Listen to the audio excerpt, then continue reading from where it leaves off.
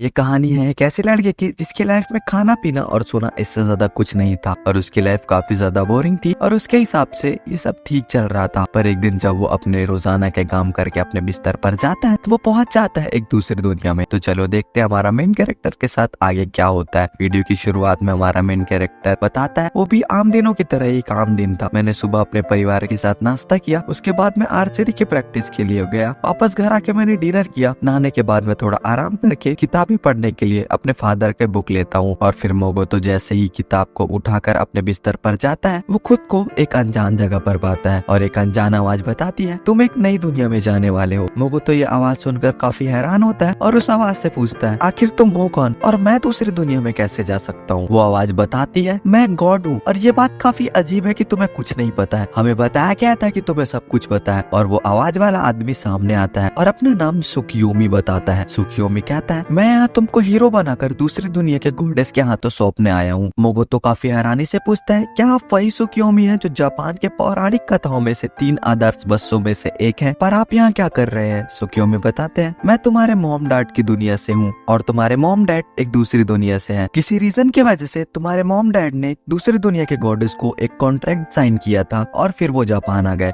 तुम्हारे माता पिता ने वादा किया था कि टाइम आने पर वो अपनी सबसे कीमती चीज उसे देंगे। मोगोतो पूछता है मतलब अगर मैं नहीं गया तो क्या मेरी दोनों बहनों में से कोई एक वहाँ जाएगा। ये जानकर मोगोतो वहाँ जाने के लिए तैयार हो जाता है और फिर सुकियोमी मोगोतो को अपने हिसाब से पावर देकर उसे दूसरी दुनिया के गॉडेस के पास भेज देते हैं। मोगोतो पहुंच जाता है उस गॉडेस के पास और वहाँ ब्राइटनेस काफी ज्यादा होती है तो मोगोतो उस गॉडेस को देख नहीं पाता और उसे प्रॉब्लम हो रही होती है। पर जब वो गॉडेस मोगोतो को देखती है तो उसे वो बिल्कुल पसंद नहीं आता। गॉडेस की काफी ज्यादा बेइज्जती करती है और उसे यूजलेस कहकर काफी ज्यादा टॉर्चर करती है। फिर वो गॉडेस मोगोतो को सभी यूजलेस पावर देकर नीचे फेंक देती है और अपने मन में सोचती है इतनी ऊंचाई से गिरने के बाद तो वो मर ही जाएगा। पर सुकियोमी आकर उसे पकड़ लेता है और बोलता है अगर गॉडेस ने तुम्हें नहीं अपनाया तो आज से तुम अपने काम से आजाद हो, तो फिर आज से तुम वो कर सकते हो जो तुम चाहो इस दुनिया में। और बताता है कि हाँ तुम यहाँ कोई नेचुरल ह्यूमन नहीं हो तो तुम यहाँ से गिरने के बाद नहीं मरोगे। और फिर सुकियोमी गायब हो जाता है और मोगोतो नीचे गिर जाता है। फिर मोगोतो उठता है और इंसानी बस्ती की खोज में निकल पड़ता है, पर लगातार 3 दिन चलने के बाद भी उसे कोई इंसानी बस्ती नहीं मिलता। मोगोतो काफी ज्यादा मायूस हो जाता है और फिर तभी उसे एक लड़की की चिल्लाने की आवाज आती है। मोगोतो उसकी तरफ दौड़ता है। मोगोतो वहाँ पहुँच कर देखता है कि यहाँ एक 2 सर वाला मॉन्स्टर उस लड़की को खाने के फिराक में होता है। फिर हमें उस लड़की को दिखाया जाता है जो कि कोई लड़की नहीं होती, वो भी एक डीमन जैसी कुछ होती है, एक पिग गर्ल। पर अब हमारा मेन कैरेक्टर उसे बचाने का मन बना चुका था तो वो उस मॉन्स्टर से भिड़ जाता है। वो मॉन्स्टर मोगोतो पर हमला करता है पर मोगोतो काफी आसानी से उसे हरा देता है। मोगोतो की पावर देखकर वो पिग गर्ल काफी ज्यादा डर जाती है और वहाँ से भागने की कोशिश करती है, पर मोगोतो उसे समझाता है कि वो कोई बुरा इंसान नहीं है और काफी शरीफ है। मोगोतो उस लड़की से इंसानी गांव के बारे में पूछता है। वो पिग गर्ल बताती है ये जगह दुनिया की दूसरी छोर पर है, इसलिए यहाँ आसपास कोई भी गांव नहीं है क्योंकि यहाँ पूरी जमीन बंजर है। फिर वो पिग गर्ल अपना नाम एमा बताती है। मोगोतो के पूछने पर कि एमा यहाँ क्या कर रही है वो बताती है कि वो उस होली माउंटेन की तरफ जा रही थी सीन के लिए खुद को सेक्रीफाइस करने। हमारे गांव में पूरी तरह फॉग छाई हुई है और इसकी वजह से सभी फसल खराब हो रही है और सीन को सेक्रीफाइस होने से वो फॉग हट जाती है। एमा मोगोतो को शुक्रिया करती है उसकी जान बचाने के लिए, पर अब मोगोतो ने एमा की जान बचाने का मन बना लिया था तो वो उसे सेक्रीफाइस नहीं होना देना चाहता था। फिर सीन शिफ्ट होता है। मोगोतो एमा के गाँव में बैठकर खाना खा रहा होता है, तभी वहाँ एमा आती है और टेलीपोर्टेशन मैजिक का यूज करते हुए उसके लिए खाना लाती है। मोगोतो ये जानकर काफी शॉक होता है कि एमा भी मैजिक कर सकती है। मोगोतो एमा से पूछता है क्या तुम मैजिक कर सकते हो और वो खुद को मैजिक सिखाने की रिक्वेस्ट करता है। एमा उसे मैजिक सिखाने के लिए मान जाती है। एमा मोगोतो को लेकर एक दूसरी जगह पर आती है और मोगोतो को एक फायरबॉल बनाकर दिखाती है, पर मोगोतो उस स्पेल का यूज करके काफी बड़ा फायरबॉल बना देता है। फिर वो एमा से पूछता है मुझे आगे क्या करना होगा। एमा बताती है इमेजिन करो कि एक फायरबॉल है और निशाना लगाओ। मोगोतो ऐसा ही करता है जैसे एमा ने बताया था और वो एक काफी बड़ा धमाका होता है। एमा ये देखकर काफी हैरान होती है कि उसने इतनी आसानी से ये सब कुछ कर लिया। एमा उसके लिए काफी खुश होती है और उसका लेवल पूछती है, पर मोगोतो को इसके बारे में कुछ नहीं पता था कि लेवल वगैरह भी होते हैं। उसके बाद एमा मोगोतो को लेकर लेवल चेक करने के लिए आती है और उसको एक स्क्रॉल देती है। वो अपने मन में सोचती है कि मोगोतो का लेवल कम से कम 200 या 300 तो होगा, पर मोगोतो का लेवल 1 होता है और ये देखकर काफी लोग डिसअपॉइंट हो जाते हैं। फिर एमा मोगोतो से वादा करती है कि वो उसे एक और स्पेल सिखाएगी। और फिर अगले दिन मोगोतो किसी को बिना बताए और कुछ बोले ही चले जाते हैं सिन से निपटने। और वो एमा के लिए एक लेटर छोड़कर जाता है जिसमें लिखा होता है, तुमने मेरे लिए जो कुछ भी किया उसका काफी ज्यादा शुक्रिया। और फिर यहाँ मोगोतो वहीं पहुंच जाता है जहाँ सिन उसे मिलने वाला था। मोगोतो अपने पावर्स को चेक करने के लिए अपना मैजिक स्पेल बोलता है और वहाँ पर एक फायर मैजिक बनाकर उसका यूज करता है और वो उस फायर को एक बो का शेप देकर सामने वाले खंबे पर निशाना लगाता है। वो बो दिखने में तो काफी ज्यादा कमजोर होती है पर वो काफी बड़ा धमाका करती है। हम देखते हैं वहाँ पर काफी सारे मॉन्स्टर जो कि वहाँ पीछे छुप कर बैठे थे वो मारे जाते हैं। उनमें से एक कहता है, क्या तुम उन ऑर्ड्स की तरफ से हो? अब सिन तुम्हें नहीं छोड़ेगा, तुमने काफी ज्यादा जल्दी कर दी। और वो सभी डेमन धूल बनकर उड़ जाते हैं और तभी वहाँ चारों तरफ एक रेड कलर का फॉग छा जाता है और वो मोगोतो को घेर लेता है। और हम देखते हैं एक काफी बड़ा ड्रैगन उसके तरफ देख रहा होता है और मोगोतो को ये देखकर हालत पतली हो जाती है। और फिर वो दोनों फाइट शुरू करते हैं पर उस कोहरे की वजह से मोगोतो को फाइट करने में काफी ज्यादा तकलीफ हो रही होती है। पर मोगोतो अपने पावर्स का यूज करके सिन पर हमला करता है और उसके हमलों को रोक भी रहा होता है। मोगोतो अपने फायर मैजिक का यूज करता है पर सिन उसे हल्के में लेता है पर मोगोतो का हमला सिन को जख्मी करता है। मोगोतो से जख्मी होने के बाद सिन उससे काफी ज्यादा इम्प्रेस हो जाता है। वो मोगोतो को अपने मेमोरी इल्यूजन में फंसा लेता है और वो मोगोतो के सभी मेमोरीज को देखने लगता है और उसके मेमोरीज से खेलने लगती है। और सिन को ये भी पता चल जाता है कि मोगोतो एक दूसरी दुनिया से है। पर यहाँ सिन को भी मोगोतो के मेमोरीज पसंद आने लगती है और तभी मोगोतो सिन के बनाए हुए पिरामिड्स को तोड़कर काफी गुस्से में बाहर निकलता है। पर सिन मोगोतो से कहता है, मैं अब लड़ाई नहीं करना चाहती और खुद को मोगोतो का सर्वेंट बनाने के लिए कहती है और मोगोतो मान जाता है। फिर सिन खुद को एक लड़के में ट्रांसफॉर्म। मोगोतो सिन के ट्रांसफॉर्मेशन को देखकर कहता है, अगर तुम ड्रैगन होती तो आने जाने में काफी ज्यादा आसानी होती। पर सिन बताती है कि लड़ाई में जो ज्यादा ताकतवर होता है कमजोर व्यक्ति उसी की प्रजाति का रूप ले लेता है। मोगोतो सिन से समुराई वाले कपड़ों को बदलने के लिए कहता है पर सिन को ऐतिहासिक नाटक काफी ज्यादा पसंद होते हैं इसलिए वो उन्हें बदलने के लिए मना कर देती है। फिर सिन अपने मैजिक की मदद से एक टेलीपोर्टेशन गेट बनाती है जो कि उसकी दुनिया में जाती है। सिन कहती है, इस फॉग के उस तरफ मेरी दुनिया है जो कि पूरी तरह से मेरे कंट्रोल में है। सिन मोगोतो को उस दुनिया में लेकर जाती है जो कि काफी ज्यादा खूबसूरत होती है। वो बताती है, मेरी दुनिया में काफी ज्यादा खालीपन और अंधेरा था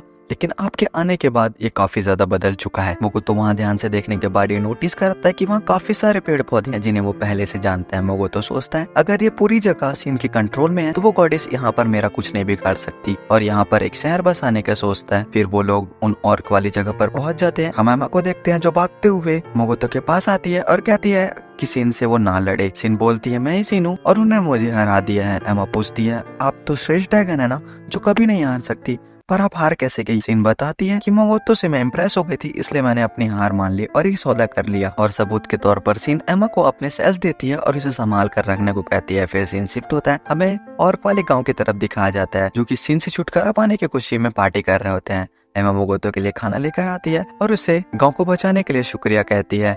यहाँ गांव वाले लोग सोच रहे होते हैं कि मोगोतो ने सिन को हराकर हमारे गांव की लड़कियों का बदला लिया है। तभी सिन उन्हें एक हरी भरी जाऊ जगह में रहने का ऑफर देती है और वो सभी ऑर्क मान जाते हैं। सुबह होते ही सभी ऑर्क अपना सामान बांधकर तैयार हो जाते हैं सिन की जगह पर जाने के लिए। मोगोतो को अभी भी कुछ नहीं पता होता, उसे अभी भी यही लग रहा होता है कि उन्होंने सब कुछ इसलिए किया क्योंकि वो उन्हें अलविदा कहना चाहते हैं। ऑर्क बताता है कि उन्होंने सिन के इलाके में रहने के प्रस्ताव को मान लिया है और अब वो वहीं रहेंगे। मोगोतो सिन से पूछता है, आखिर तुम ये क्या बोल रही हो और ये कहाँ रहने की बात कर रहे हैं? सिन कहती है, ये मेरी दुनिया की बात कर रहे हैं, आप ही ने तो वहाँ शहर बसाने की बात की थी और मैं वहाँ काफी सारे जीव जंतु को पहले से बेच चुकी हूँ।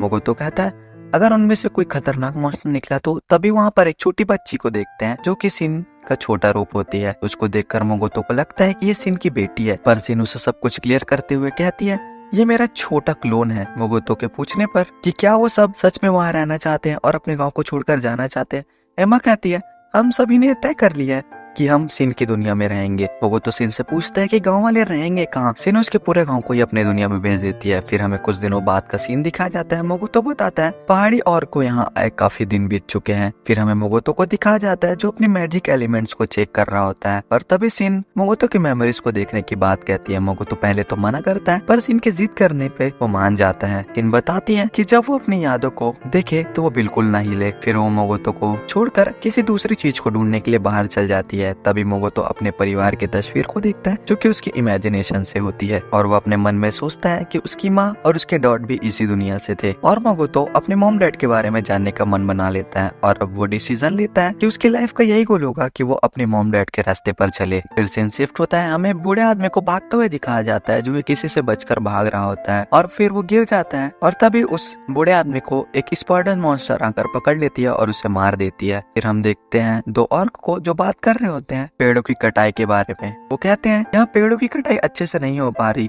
मोगोतो उनके पास जाता है और उसकी परेशानी पूछता है। वो ऑर्क बताता है ये जगह के पेड़ काफी ज्यादा मजबूत है इसलिए वो इन्हें नहीं काट पा रहा है। वो चाहते हैं यहाँ पर पेड़ों को काटकर साफ सफाई कर यहाँ पे और भी सारे टेंट्स लगाए जाएं। फिर मोगोतो उन सभी की मदद करने के लिए अपना डैगर निकालता है और काफी आसानी से उस पेड़ को काट देता है। मोगोतो और वो चोट को देखकर उसे हील कर देता है पर जब वो खुद को हील करने की कोशिश करता है तो वो नहीं कर पाता। तभी वहाँ सीन आती है जिसके हाथों में वही बूढ़ा आदमी होता है जिसे हमने पहले देखा था। सीन बताती है हमारी इस दुनिया पर किसी ने अटैक किया है। देखती है कि मोगोतो जख्मी है और उसे बताती है आपकी खून की खुशबू से वो मॉन्स्टर यहीं आएगा और अट्रैक्ट हो जाएगा। और तभी वो मॉन्स्टर वहां पर पहुंच जाता है। मोगोतो सिन को लड़ने के लिए कहता है पर सिन बहाने बनाने लगता है क्योंकि उसका मन नहीं होता लड़ने का। मोगोतो मॉन्स्टर के हमले से बचता हुआ उसके एक पैर को काट देता है और अपने फायर मैजिक का यूज करता है। तभी मॉन्स्टर खुद को बार बार रीजनरेट करके मोगोतो पर हमला करती है। मोगोतो उस पर काफी ज्यादा अटैक करता है और उसे जख्मी कर देता है। फिर वो सिन से पूछता है तुमने तो कहा था कि ये एक हद तक जख्मी होने के बाद यहाँ से चली जाएगी पर ये जा क्यों नहीं रही। सिन कहती है शायद इतने जख्मी होने के बाद वो तुम्हें पसंद करने लगी है और वो भी तुम्हारी सर्वेंट बनना चाहती होगी। फिर उसी स्पाइडर मॉन्स्टर और मोगोतो की लड़ाई काफी नेक्स्ट लेवल होने लगती है और इसे देखकर काफी मजा आ रहा होता है।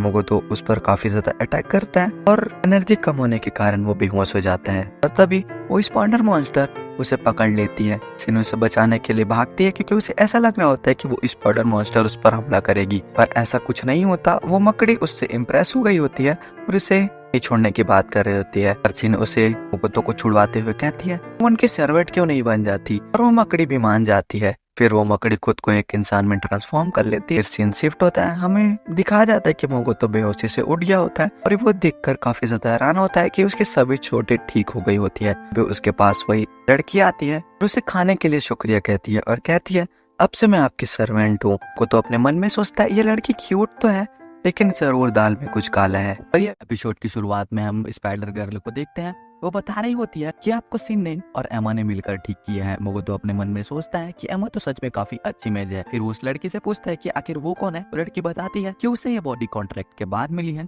और वही ब्लैक स्पाइडर है और अब से वो उसकी सर्वेंट है। फिर यहाँ सिन और वही बूढ़ा आदमी आते हैं। सिन मोगोतो को देखकर काफी खुश होती है। मोगोतो कहता है आखिर तुमने मेरे इजाजत के बिना मेरा कॉन्ट्रैक्ट क्यों करा दिया। पर सिन कहती है एक ब्लैक स्पाइडर तुम्हारे पीछे पड़े इससे अच्छा तो यही है ना। तभी वो बूढ़ा आदमी कहता है क्या हम आपसे बात कर सकता हूँ। मोगोतो इसको देखकर पहचान जाता है कि वो एक ऑर्फ है। सिन बताती है ये कोई आम ऑर्फ नहीं है बल्कि एक लीडर डॉर्क है और एक काफी ज्यादा अच्छे ब्लैक स्मिथ होते हैं। वो डॉर्क मोगोतो को ग्रेड करते हुए अपना नाम बताता है। उसका नाम बैरन होता है। बैरन मोगोतो को अपने गांव को बचाने के लिए शुक्रिया करता है और वो मोगोतो से रिक्वेस्ट करता है कि वो उसे अपने शहर में रहने दे। मोगोतो कहता है ठीक है आप यहाँ रह सकते हैं, वैसे भी हमारे पास काफी ज्यादा जमीन है। पर तभी सिन बीच में बोलती है हमारी भी कुछ शर्तें हैं, जैसे आपको हमारे शहर बसाने में मदद करनी होगी और हथियार उपलब्ध कराने में भी मदद करनी होगी।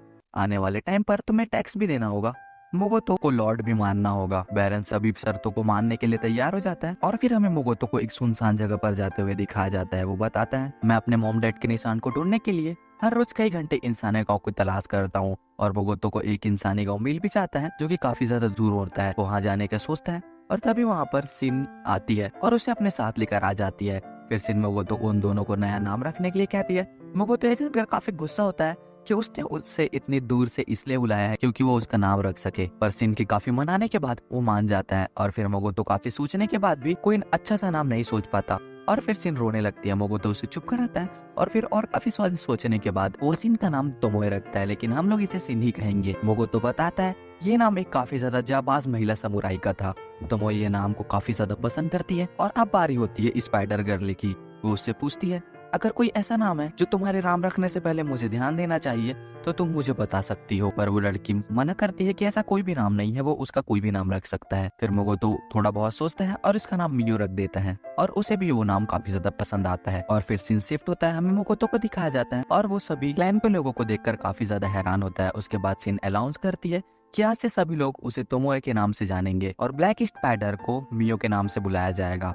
फिर सीन सभी को मोगोतो को माय लॉर्ड, यंग मास्टर या किंग के नाम में से कोई एक नाम चुनने को कहती है और सभी लोग यंग मास्टर चुनते हैं। पर मोगोतो इस बात से डिसएग्री करता हुआ कहता है वो उसका नाम ना बदले। पर ऑर्क के मासूम चेहरा को देखकर वो भी पिघल जाता है। मियो कहती है नई प्रजाति इस शहर में बस चुकी है तो हमें इसका स्वागत करना चाहिए और एल्डर डॉर्क इस काम के लिए अपने मुखिया को मौका देना चाहते हैं। बट ऑर्क कहता है यंग मास्टर आप इंसान तो बिल्कुल नहीं लगते और आपके गुलाम भी किसी इंसान का आदेश का पालन बिल्कुल नहीं करेंगे।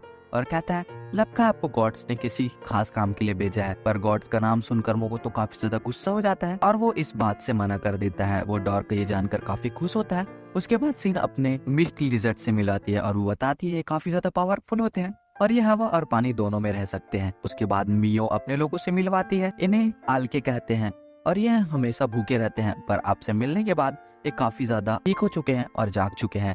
इसके बाद मोगोतो उन सभी की काफी तारीफ करता है और कहता है आप सभी से मिलकर अच्छा लगा। और मोगोतो मियो और सिन को सभी को सब कुछ समझाने को बोलकर वहाँ से जाने लगता है। सिन पूछती है कि वो कहाँ जा रहा है। मोगोतो कहता है कि वो इंसानी गांव की खोज में जा रहा है। फिर मोगोतो उस गांव के पास पहुंच जाता है जिसको उसने पहले देखा था। उसे वहाँ एक लड़की भी दिखती है। फिर मोगोतो उस लड़की से बात करने के लिए जाता है पर वो लड़की उसे मॉन्स्टर बोलकर वहाँ से भाग जाती है। मोगोतो ये समझ नहीं आता आखिर उस लड़की ने उसे मॉन्स्टर क्यों कहा। फिर जब वो गांव के दरवाजे के पास पहुंचता है तो वो देखता है कि सभी लोग जंग के लिए तैयार होते हैं और जब वो बात करने की कोशिश करता है तो गांव वाले उस पर हमला कर देते हैं। फिर मोगोतो को याद आता है कि उस गॉडेस ने उसे ये पावर दी है कि वो इंसानों से नहीं बल्कि दूसरे प्रजाति के लोग से बात कर सकता है। उसके बाद एमा वहाँ आती है और क्या हुआ पूछती है। मोगोतो बताता है कि वो इंसानों की भाषा नहीं बोल सकता। एमा पूछती है क्या वो कॉमन की बात कर रहा है। यहाँ सभी लोग कॉमन बोल पाते हैं और ये जानकर मोगोतो काफी दुखी होता है। फिर वो बताता है पर उन्होंने मुझ पर हमला भी किया था। सिन कहती है ये आपकी मैजिकल पावर्स की वजह से हो सकता है। जब आप उनके सामने गए होंगे तो उन्हें ऐसा लगा होगा कि जैसे काफी सारे डेमन लॉर्ड उसके सामने आ गए हैं। सिन पूछती है तो क्या आप इंसानी गांव में नहीं जाएंगे। वो तो कहता है बिल्कुल जाऊंगा लेकिन उससे पहले मैं कॉमन सीखूंगा और अपनी शक्तियों पर काबू पाऊंगा। हमें एक हफ्ते बाद दिखाया जाता है। वो बताता है मैं कॉमन पढ़ना और लिखना तो सीख गया हूँ पर मैं अभी बोल नहीं पाता। फिर हमें 2 हफ्ते बाद दिखाया जाता है एल्कल और वहाँ आते हैं और उसके लिए एक अंगूठी लाए होते हैं और वो बताते हैं कि ये अंगूठी पहनने वाले की मैजिक पावर सोख लेता है और उसे मार देता है। और मोगोतो जैसे उस अंगूठी को पहनता है तो वो टूट जाती है। हमें 1 महीने बाद दिखाया जाता है मियो मोगोतो को कॉमन सिखा रही होती है पर वो अभी भी उससे बोल नहीं पा रहा होता। वो लिख कर कहता है कि ये काफी ज्यादा मुश्किल है और उसे एक आइडिया आता है कि वो इंसानों से इसे लिखकर बात करेगा। फिर वो डॉर्क उसके लिए एक नई अंगूठी लाता है जो पहले वाले से काफी ज्यादा ताकतवर थी। मोगोतो उसे पहनता है और ये काम भी करती है और फिर निकल जाते हैं इंसानों की बस्ती की तरफ।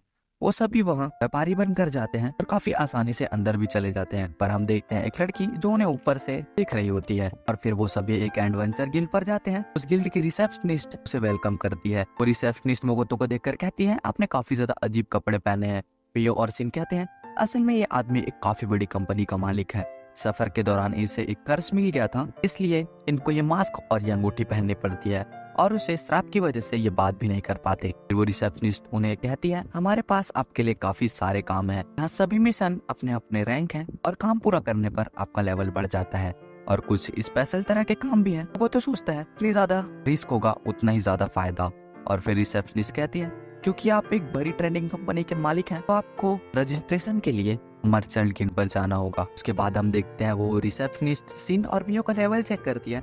इसमें सिन का लेवल 320 और मियो का लेवल 1500 होता है और ये जानकर सिन काफी गुस्सा होती है कि उसका लेवल मियो से कम है और फिर उन दोनों का रजिस्ट्रेशन हो जाता है। फिर सिन अपने से ऊंचे लेवल के हंटर के बारे में पूछती है। रिसेप्शनिस्ट कहती है सबसे ऊंचा रैंक है SSS और लेवल है 920 और उसका नाम है Sophia Bulka the dragon Hunter. उसके बाद वो लोग मोगोतो का लेवल चेक करते हैं। इसका लेवल अभी भी 1 ही होता है। फिर वो रुकने के लिए एक होटल रूम पर जाते हैं पर रूम मैनेजर उन्हें एक रात के सोने के सिक्के बताता है जो कि काफी ज्यादा महंगा होता है और फिर सिन उसे डराकर 2 सोने के सिक्के में राजी कर लेती है। उसके बाद मोगोतो सिन को आज रात के सामान की निगरानी करने के लिए कहता है और सिन मान जाती है और फिर हमें सिन को सामान वाले गाड़ी पर बैठा हुआ दिखाया जाता है और उसके ऊपर कुछ लोग हमला करने वाले होते हैं। फिर हम मियो को देखते हैं जो मोगोतो के साथ खाना खाने जा रही होती है, लेकिन तभी उनके पास एक छोटी बच्ची आती है। एपिसोड की शुरुआत में हम मोगोतो को देखते हैं जिसके पास वही छोटी बच्ची आती है। मोगोतो उस बच्ची से पूछता है कि वो इतनी रात को क्या कर रही है, पर वो बच्ची उससे मदद मांगती है और उससे चिपक कर रोने लगती है। वो उस बच्ची को चुप कराता है। फिर मोगोतो उसे अपने घर ले जाने का सोचता है, पर हम देखते हैं एक आदमी जो उन्हें छुप कर देख रहा होता है। फिर सीन शिफ्ट होता है, हमें उन तीनों को घर पर दिखाया जाता है। वो बच्ची बताती है कि उसका नाम रेनॉन है और उसका एक परिवार जिसमें उसकी एक दीदी है। वो साथ सफर पर निकले थे, पर उसकी बहन अब खो गई है और वो जिस घर पर रुके हुए थे उन्होंने उसे उस घर से निकाल दिया है। फिर हमें उन्हीं लोगों की तरफ दिखाया जाता है जो कि मोगोतो का सामान चुराने आए थे, पर तभी सीन उन्हें देख लेती है और काफी आसानी से उन सभी को मार देती है। पर उनमें से एक वहाँ से भागने की कोशिश करती है, पर सिन उसे बेहोश करके मोगोतो के पास लेकर आती है। मोगोतो सिन को काफी डांटता है क्योंकि वो असासियन एक लड़की होती है और ये बात सिन ने उसे नहीं बताई होती। फिर वहाँ रेनॉन आती है और उसे वहाँ घर पर रहने देने के लिए शुक्रिया कहती है। मोगोतो रेनॉन को बोलता है एक ही आदमी के खाने के खाना है और एक ही बिस्तर है, तो तुम जल्दी से खाना खाकर सो जाओ। पर वो खाना और बिस्तर सिन के हिस्से का होता है। रेनॉन उसे शुक्रिया करती है और वो अपनी बहन की ड्राइंग बनाकर दिखाती है और फिर गुड नाइट बोलकर वहाँ से चला जाता है। और उस तस्वीर को देखकर मोगोतो काफी हैरान होता है और थोड़ा उदास भी हो जाता है। फिर हम मियो को देखते हैं जो उन सभी असासियन को खाकर वापस आ रही होती है जिनको सिन ने मारा था। पर जब वो कमरे में जाती है तो मोगोतो सिन की मदद से उस असासियन की मेमोरीज को चेक कर रहा होता है जिसको उन्होंने पकड़ा था। मिया मोगोतो को देखकर सोचती है आज यंग मास्टर कुछ अलग लग रहे हैं। मोगोतो कहता है ये चोर दरअसल उस गिल्ड में था जहाँ पर हम थे और इसका रेनॉन से कुछ नाता है। फिर सिन मियो को रेनॉन की बहन का फोटो दिखाती है और कहती है कि इन लोगों ने इसे किडनैप कर लिया है। फिर मोगोतो मियो और सिन को रेनॉन की बहन को ढूंढने के लिए कहता है, पर मियो कहती है इतनी जल्दी क्या है, हमें ये भी नहीं पता कि वो लड़की जिंदा भी है या नहीं। पर मोगोतो काफी सीरियस होकर मियो को उसे ढूंढने के लिए कहता है और फिर मियो और सिन उसे ढूंढने के लिए चले जाते हैं। फिर हमें रेनॉन की बहन की तस्वीर दिखाई जाती है जो कि बिल्कुल मोगोतो की दोस्त हाशिगावा की तरह दिख रही होती है। फिर हमें मियो और सिन को दिखाया जाता है। मियो बोलती है यंग मास्टर सबसे शांति और अच्छे से बात करते हैं, पर उस लड़की की तस्वीर देखने के बाद वो काफी अजीब बर्ताव कर रहे थे। सिन मियो की बात से एग्री करती है। मियो को ऐसा लगता है जैसे मोगोतो उस लड़की को पहले से जानता है, पर सिन उससे कहती है ऐसा नहीं हो सकता क्योंकि मैंने अपनी पावर की मदद से उनकी पूरी मेमोरीज को देखा है। और ये बात जानकर मियो काफी हैरान होती है कि उसने मोगोतो की पूरी मेमोरीज देख रखी है। फिर वो दोनों उस लड़की को ढूंढने के लिए निकल जाते हैं। फिर हम मोगोतो और रेनॉन को देखते जो कि फल बेचने के लिए बाजार पर जा रहे होते हैं और रेनॉन को ये बात काफी अजीब लगती है कि मोगोतो को गाड़ी चलाने नहीं आती। मोगोतो कहता है तुम काफी समझदार हो रेनॉन, और मैंने तुम्हारी दीदी को ढूंढने के लिए सिन और मियो को भेज दिया है, वो काफी जल्दी मिल जाएंगी। फिर हमें रेनॉन का फ्लैशबैक दिखाया जाता है। रेनॉन अपनी दीदी से कहती है हम पर फिर से कर्जा चढ़ गया, पर अभी तो हमने कर्जा भरा था। पर रेनॉन की दीदी कहती है कोई बात नहीं, हम इसे फिर से जल्दी ही चुका देंगे। फिर सीन शिफ्ट होता है। हमें रेनॉन की दीदी को दिखाया जाता है जो कि काफी जख्मी होती है और वो कहती है माफ करना, मैं रीसो को नहीं हरा पाई। फिर वो रेनॉन को सीजो भाग जाने के लिए कहती है। रेनॉन वहाँ से निकलती है, पर रास्ते में रीसो के आदमी उसे पकड़ लेते हैं। फिर हम रेनॉन की बहन को दिखाया जाता है जो कि कैद होती है और काफी कमजोर हालत में पड़ी होती है।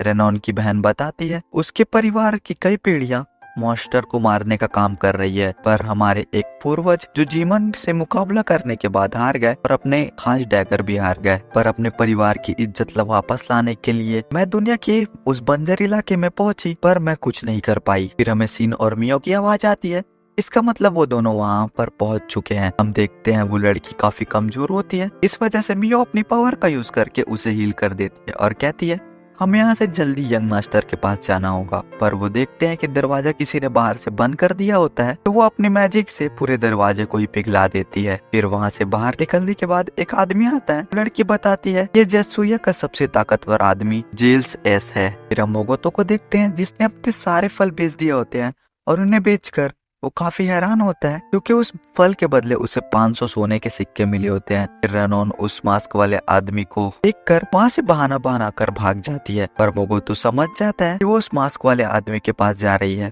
उसके बाद वो अपनी पावर का यूज करके उन्हें देखने लगता है। फिर हमें उसी आदमी को दिखाया जाता है जो कि उस गिल्ड नंबर था। वो रेनॉन से पूछता है इतनी देर क्यों हो गई, वो आखिर कर क्या रही थी। फिर रेनॉन से जो कुछ भी हुआ सब कुछ डिटेल में बताती है और कहती है उस फल के बेचने के बदले उसे 500 सोने के सिक्के मिले। फिर वो आदमी उसे चुरा कर लाने के लिए कहता है, पर रेनॉन कहती है मैं चोर नहीं हूँ, और वो मना करती है। पर वो आदमी उसे कहता है अगर तुमने ऐसा किया वो उसकी दीदी को छोड़ देगा और उसके सारे कर्ज माफ कर देगा। और फिर ये सुनकर रेनॉन मान जाती है और सब कुछ मोगोतो देख रहा होता है और सोचता है इस गाँव को बदलने की काफी ज्यादा जरूरत है। फिर एस रेनॉन की दीदी से कहता है तुम्हारा नाम टोवा है ना, तुम आखिर चल भी कैसे सकती हो। सिन उससे पूछती है क्या तुम इसे बचाने नहीं आई हो। फिर हमें पता चलता है कि इन सब बुरे काम के पीछे एस ही है, जो कि इन पूरे लोगों का बॉस है। फिर एस का एक आदमी कहता है तुम दोनों वही हो ना जिनका लेवल 1000 से ज्यादा है। वो आदमी उनके लेवल को नकली कहता है। फिर एस कहता है तुम्हारे लेवल को देखकर तुम्हें उस आदमी को मारने का काम मिलेगा जो कि ज़ेत्सुया का सबसे खतरनाक आदमी है। पर वो दोनों कहती है हम उससे क्यों लड़ेंगे, हम उसे नहीं हरा सकते। और एस उन्हें कहता है वो दोनों इसके साथ काम करे, वो उन्हें काफी आराम की जिंदगी प्रोवाइड करेगा। और जैसा कि हम सभी को पता है वो दोनों ही उसे मना कर देते हैं। उसके बाद एस मोगोतो की बेइज्जती करना शुरू कर देता है और ये सुनकर वो दोनों काफी ज्यादा गुस्सा हो जाती है और उस पर हमला करती है। एस अपनी शील्ड को सामने ला लेता है और उस अटैक से बच जाता है। पर इस बार वो दोनों ही तैयार होकर उस पर हमला करती है। पहला हमला सिन करने के लिए कहती है। आगे बढ़ती है, इतनी जोर से हमला करती है कि पंच शील्ड को तोड़ता हुआ सीधा एस पर जाकर पड़ता है। और उस पंच को खाने के बाद एस की हालत खराब हो जाती है। फिर मियो उसे पकड़कर काफी ज्यादा थप्पड़ मारती है और उसके गालों को सुझा देती है। फिर वो दोनों मिलकर सभी को हरा देते हैं। सिन कहती है मियो मैंने तुमसे ज्यादा लोगों को मारा है। मियो कहती है शायद मैंने तुमसे 2 लोगों को ज्यादा मारा है। फिर उनकी बहस हो जाती है और वो लोग अपना अटैक पावर दिखाने के चक्कर में पूरे गांव को तबाह कर देते हैं। रेनॉन वहां आ जाती है और अपनी दीदी को देखकर वो काफी ज्यादा इमोशनल हो जाती है। फिर सीन शिफ्ट होता है रेनॉन और उसकी बहन को दिखाया जाता है। दोनों मोगोतो को शुक्रिया कहते हैं। वो तो अपने मन में सोचता है इसके बालों को छोड़कर ये लड़की पूरी तरह हासीगावा की तरह दिखती है, पर ये वो नहीं है। मोगोतो मियो से पूछता है तुम स्पाइडर सिल्क बना सकती हो, जिस पर मियो हाँ कहती है। और फिर मोगोतो मियो की स्पाइडर सिल्क से उन दोनों को बांध देता है। फिर अपने तीर को लपेटकर वो आसमान में छोड़ता है और उन दोनों को ही आसमान में फेंक देता है। और हम देखते हैं उन दोनों की लड़ाई की वजह से वो पूरा गांव ही तबाह हो चुका होता है। और फिर यह एपिसोड यहीं पर खत्म होता है। तो अगर वीडियो पसंद आई चैनल को सब्सक्राइब और वीडियो को लाइक जरूर कर देना। नेक्स्ट वीडियो में, तब तक के लिए bye bye, take care, Tata.